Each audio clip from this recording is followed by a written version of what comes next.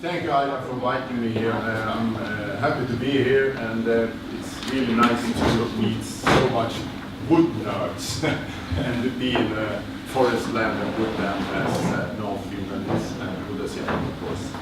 So, and this thing about building in logs, and it's very familiar to me. I'm living in this house, and it's actually a log house now. There's a panel outside, but it's a living thing. You can hear when it's going down to -30, and then it starts to have some small pistol shots in the dark, and everything else that you have to do maintenance with old wooden houses.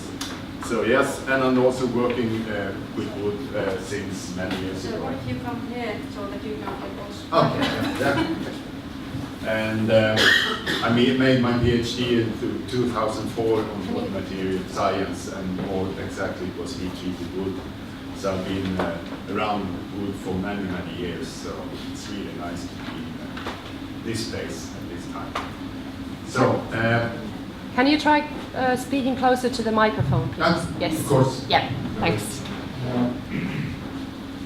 So, in my profession, I'm program director for this Wood Center North. And Wood Center North is the University of Technology, but this is a special, you could say, focus point to attract industry. So I have a steering board from industries and the large sawmills, forestry, and also builders in North Sweden. And of course some of them also operate to the whole Sweden. And I also have the municipalities of Skellefteå and Piteå also behind me. So I'm sitting in between and doing this sort of collaboration, coordination between industry and academy to try to do the best, actually. So I'm working quite closely with researchers, industrial leaders, some of the politicians that is relevant also. So I can assure you my head is spinning around when I go to sleep some days. It's a lot of things to think of. Also, the largest research institute in Sweden has one base in Skellefteå campus, formerly known as Trätek and SP Trätek.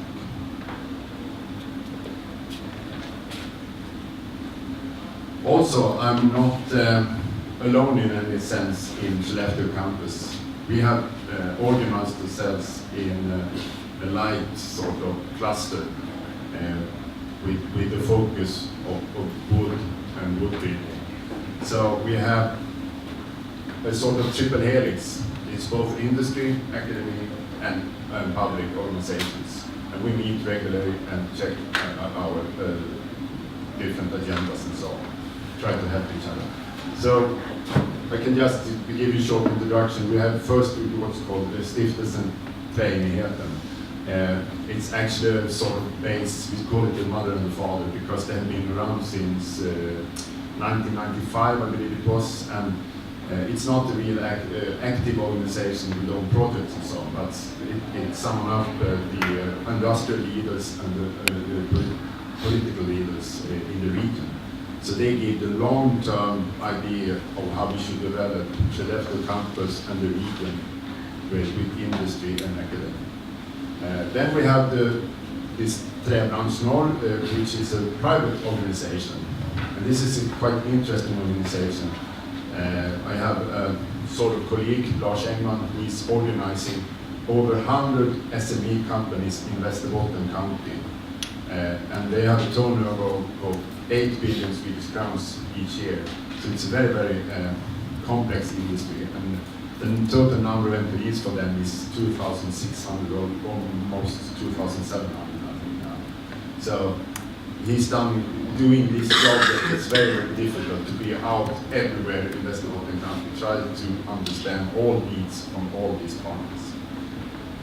Then it's my organization, Träcenter North, which is then we've seen the larger industries, another type of issues and other types of work that I do with them than Träbransch North. But we try to find ways together to see what smaller companies can have the benefits of larger ones and vice versa.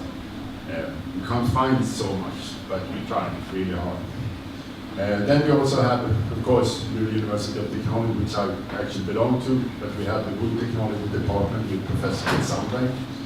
And I'm working very closely to them, of course, and it's sort of, since I talk to industry, and I go back to talk to him, and we're having this ongoing discussion how we should involve industry more and more actively in our projects, both research and short-term projects.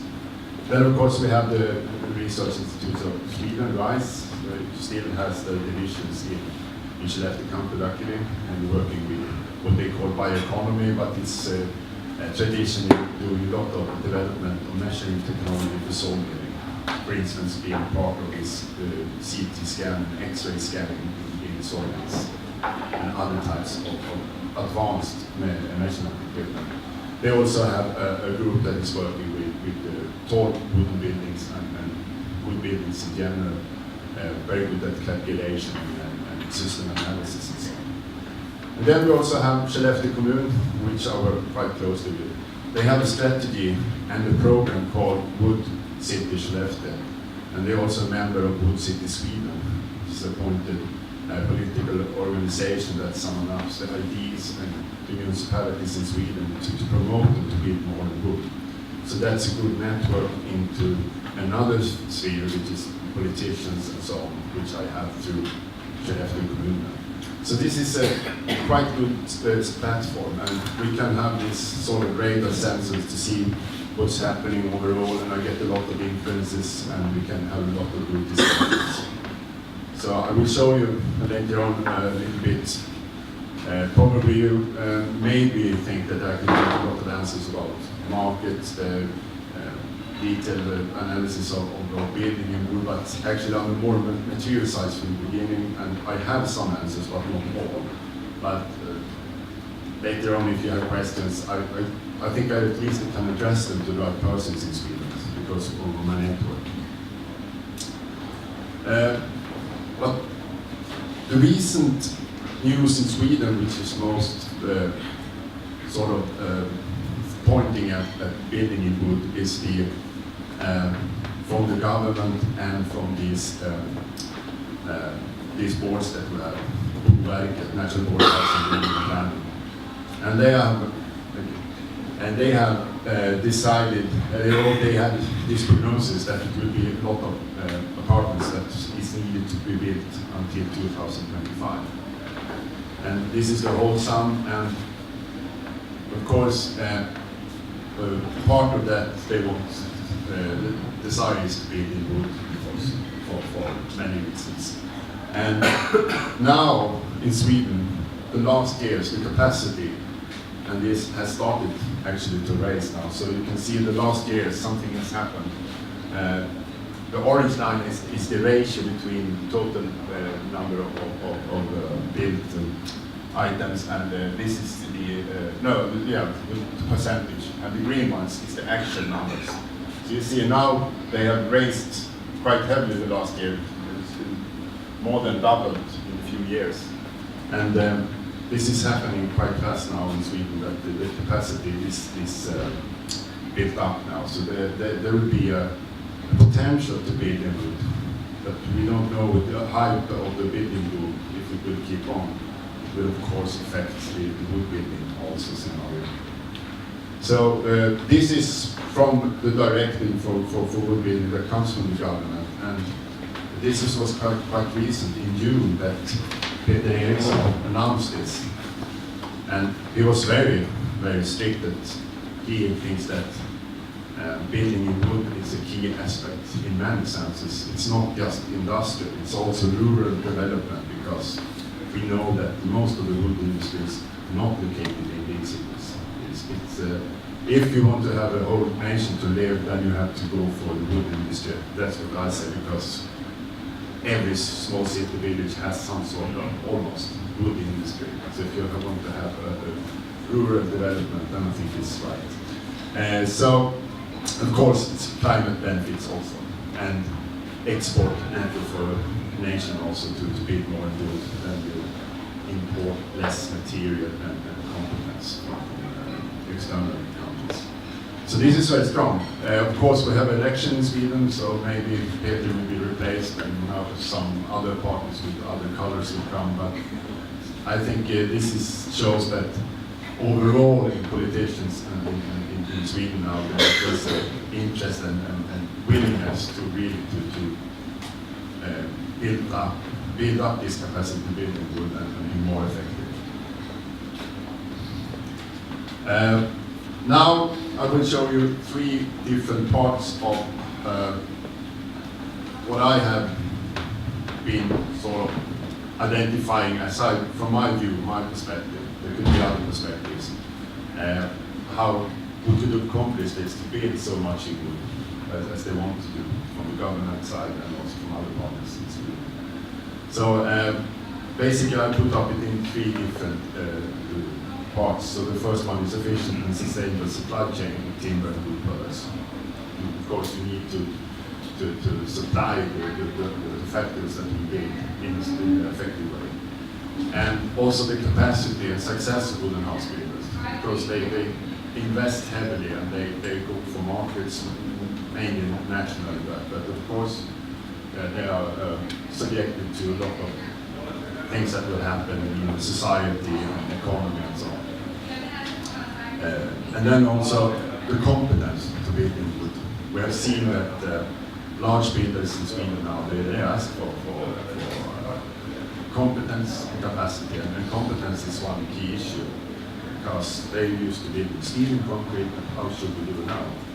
Do you have the right persons? Do you have the right reports? Do you have the right tools to construct this? If you start with the first one, so from the supply chain, which is closest to my former areas and also in projects where around, besides my work as a center manager for Wood Center North, running projects, this is happening quite fast now. So this is a sawmill revolution. And what's happening actually, the key issue is this X-ray scanning that you can have now that takes place only a few milliseconds. You have a complete interior of your log. So that means then now you know really what gold or shit you have thrown into the sawmill. And you can all start now to make strategies. What's the best thing I can do with this log? And it's not just about volume yield, it's about value yield and finding the right customers for this. So that will mean a lot and no one really knows the outcome in the long run, what happens with this new technology. So it's, of course, it's a lot about digitization and traceability also. Then you can start to do a more system analysis, where do the logs come from and so on. But overall you can see that they have some reports already that they had 4% better yield volume when they installed these types of scanners from the logs. This means also from the research side that, okay, now they will also speed up the process, up to 180 to 200 meters per minute. And that means a lot of wear on the tools that will cut and slice all the wood. So now there's ongoing research that there's been a sort of sleeping period for many years about how to improve the characteristics for saw blades and circular saw blades. So now there is a project about better material for the saw blades, maybe thinner saw blades, and less wear during time also. And curve sawing also, to follow maybe if you have a bent log. There's a pattern that's one of the professors that I work with that has that. Also it means that now you can, with new measurement technology that's evolved in Skellefteå campus, University of Technology, with long-term research about what do we like about wood panels. So now there's a program that is actually displayed, digitalized with computers, so the customer can just shift this borderline limit. Where should I put the limit? And when you have put this limit, it means also you get the parameters to run the automatic board scanner. So this is happening. We're trying to do tests now in outside Skellefteå at the sawmill. So that will be a new tool for a customer to say, this is the boards I want, this is the boards I don't want, and automatically the system can solve this. So there's new ways to meet the customers in the future. This is today, and now the campus and the University of Technology, together with some other co-organizations, will try to get the next generation of X-ray scanning that has even better characteristics, but that's for the future. So we'll again, this took 30 years to introduce solving. So now we look forward for the next 20 or 30 years to a new type of X-ray scanners. So this is an interesting field. It will shift the focus to customers from intake of logs, because now we can, for instance, from this picture you can see that if you have this traceability, you can see that you can follow these scores and know. Today they've shown that with a certainty of 90%, they can know which log it came from the beginning. So they more and more is able to sort of trace the whole value chain. And there's some ongoing projects also to link it to felling activities, to forest operators, to see if we can follow the log all the way. So not the whole chain today, but I think it will happen in maybe 10 years that we have the whole chain where you can follow the X-ray. So maybe the scenario can be that the forest owner in the future say, this wooden facade comes from my forest. If it's a value, I don't know today, but I think it's possible in the future. So this means that these value chains can be more business driven. It's not just about volume, it's how the customer is best satisfied and how much the sawmill and the woodworkers can earn for these operations. It's also about sustainability. Of course, then you can try to more effectively detect and do calculation of the environmental impact, of course, if you know this whole chain. So this is happening now, and I'm looking forward to see what will happen now. There are two competing large company groups in Sweden that's doing installations of X-ray scanners and other types of instrumentation on sawmills. Where the X-ray scanner is located in the chain? In the forest or in the They have started now the intake, the log. Next to the sawmill? Yeah. And some of the sawmills, they have a separate station, so they scan all the logs and they mark them, so they have them ready to use. I don't know if they have tags or something like that, but they know where they are and what characteristics they have. The other part is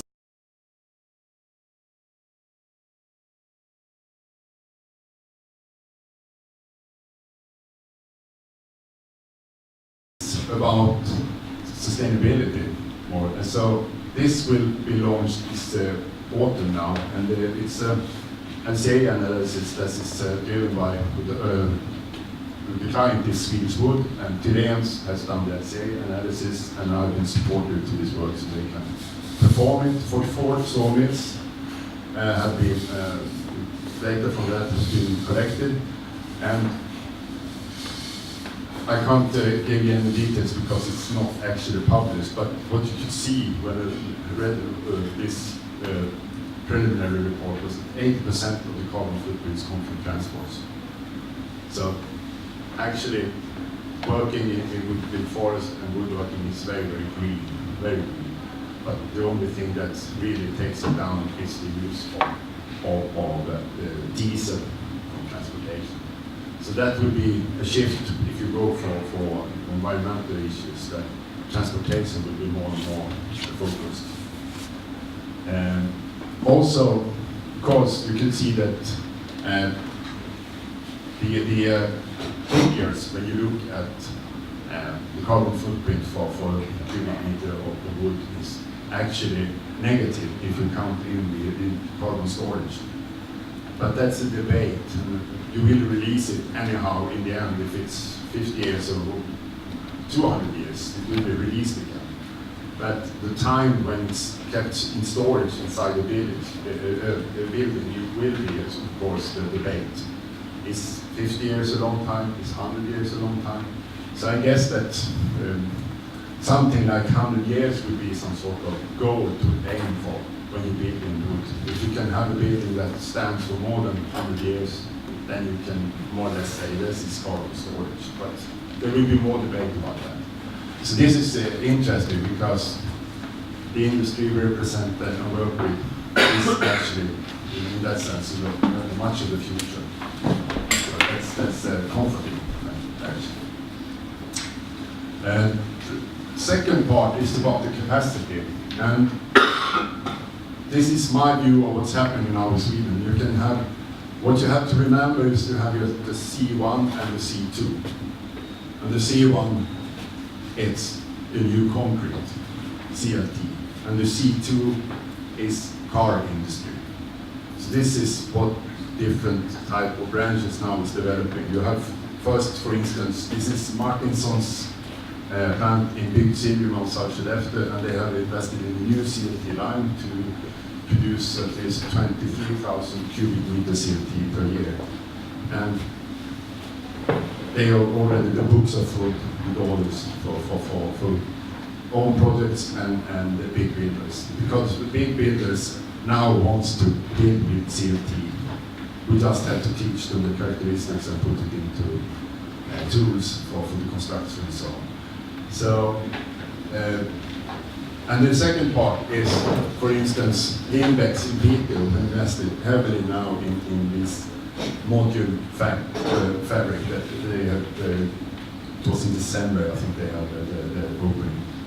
And they want to go down to 35 mm for each module.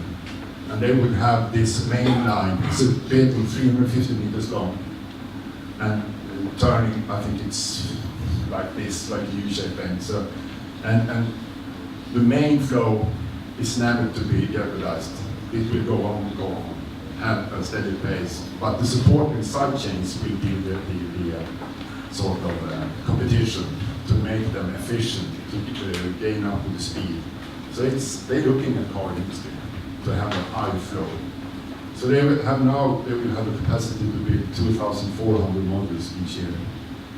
So that's another part, and they're going for key-ready solutions for the customers. So it's another type of customers and another thinking. But the main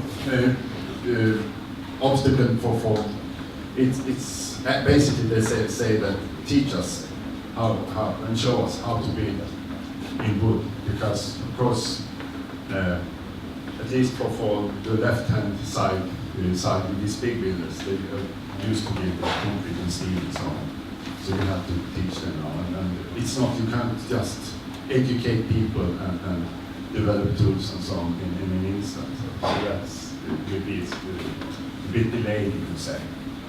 And also you have some problems with standard and regulations, of course. That's, I think it happens in every nation that you have a little bit old regulations and doesn't follow with the new things, you could say. In that sense, the research in Skellefteå campus together with Umeå and other parts in Sweden and so on is, of course, a lot about acoustics. It's, they have a fear, wood builders in Sweden, that there will be some sort of news flash that's going around about wood is spreading sound below floors and up and down, and also fire, of course. I mean, these fires that happened in England, it was on the agenda for every meeting that you could go to event, fair or conference. And of course, mechanical properties. You want to be more sure that you don't have problems with the building. Of course, moisture. Also, there's been debates about who is to blame if you get moisture in your regular building. Is it from the transportation? Is it soil? Is it during mounting of the building? So that is an issue also. So it's a lot of build trust and confidence in the change, you could say, that has also to be gained. So we see what happened with this, but for this capacity build, you have this, as I see, 2 ways to go, because for the CLT, a lot of other big companies now is starting lines in Sweden. Stora Enso is starting in Sweden, in Värnamo, the big line. Next year, I think they will have the capacity to 66 or 60,000 cubic meters CLT each year.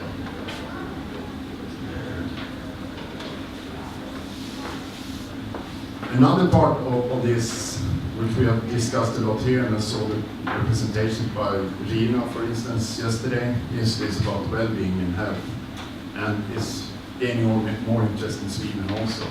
And for me and the research manager at Swedish Wood, we have discussed this a lot, and we would like to do a new study of what a Norwegian guy did, Anders Nyrud, and presented it in Trondheim at the Building Conference last year, about some effects in hospital when you have wood panels inside the roofs in the clinic. And they could see that they could release the patients about 2 weeks earlier when they had these nice panels in the room.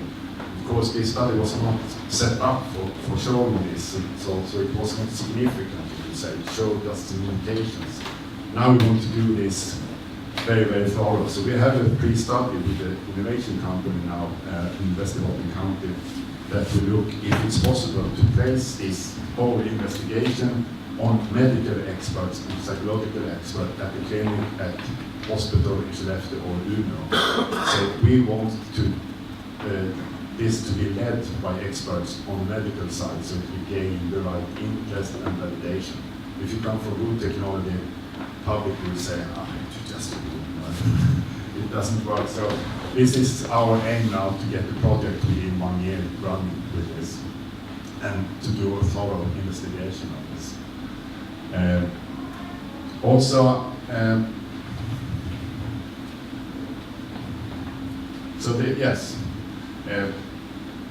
What we really are after is if we could find this, if it's just the physical, psychological effect, it's a really, really breakthrough. But if we also can find if it has a medical effect also, for instance, the emissions of terpenes from pine, for instance, it will be a world sensation if we can really show in a renowned medical journal, for instance. So that's something that the aim we have with this work. And it's nice to hear that it's ongoing work in Finland also. We know that they have interest in Norway, so I think we can do a Nordic type of this in the investigation and platform. So that's something to look forward to. Third part is about this competence and the knowledge to be good. And as you know, and I think you have experienced the same, many companies that's in rural areas and low dense population, how should you find competent people to work? And now you know that, of course, there's a tradition. It's also so in Sweden that it's mostly men that works in the wood industry for historical reasons. But I think we need to change that. We also have immigrants in Sweden that comes with different experiences and knowledge. We also have to involve them. So we're looking at this. We have a project running we have with Martinsons in outside Skellefteå, and also another company running now, which it's a part project from the project I run. And it's interesting to see that we're stuck in our shoes. That's for me also. I mean, for instance, we had a meeting with the CEO regionally, and he said, I think the women at our workplace are satisfied with their working place. And the consultants I work with, they said, what about the men? Do they find the working place also interesting? And that's the mindset we have. It's not just about one group of people, it's for all. You need to have an attractive working environment. And so this is a lot of, I think we can gain a lot in both in Finland and in Sweden to be better at this, find new attractive working places that is fitting for all. For instance, in Helsinki, now they have decided that there should be, especially clothes for women, there should be locker rooms, there should be menus, there should be design, whatever inside that fits all workers, dependent on gender or origin. So I think that's important. And also, now we can see that it's not just cutting wood anymore. It's selling, it's marketing, it's system analysis, it's design, it's a lot of other areas that needs to be involved in the wood industry to be more and more effective and also to develop more into a mature industry. So a better working place for both men and women and other groups also aside.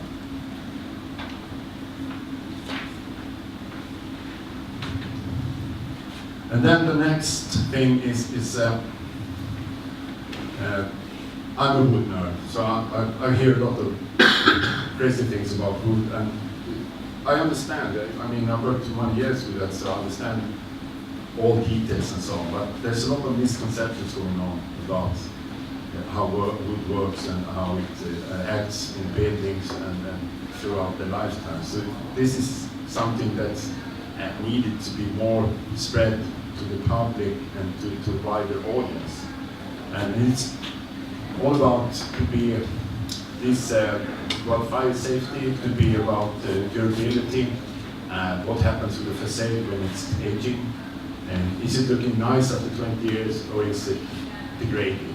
It depends on the viewer. It's a grade, oh, it has degraded. No, it's a pattinated facade, some say.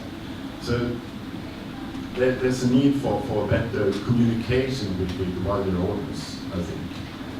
And then also, what's really, really good about wood, I don't think it's sufficiently broadcasted, you could say. I mean, it's a very light material compared to its strength, and it's very good to build. It's fast to build. You build much faster a wood building than you build a traditional building. And also, if you look at the recyclability, it should be much better to recycle in the air.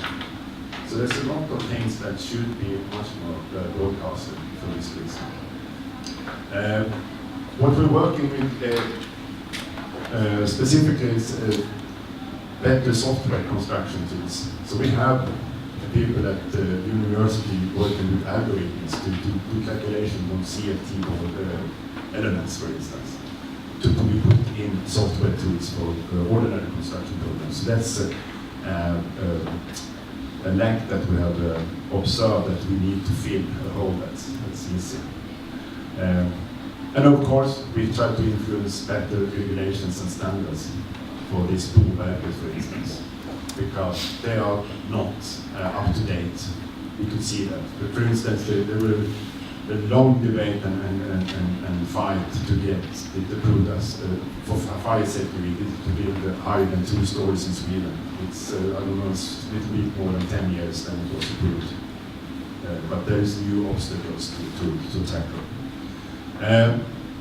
On the operator side, we have a new college in Skellefteå that has been quite successful, and that's focused to try to get good working operators to all the companies around in the region.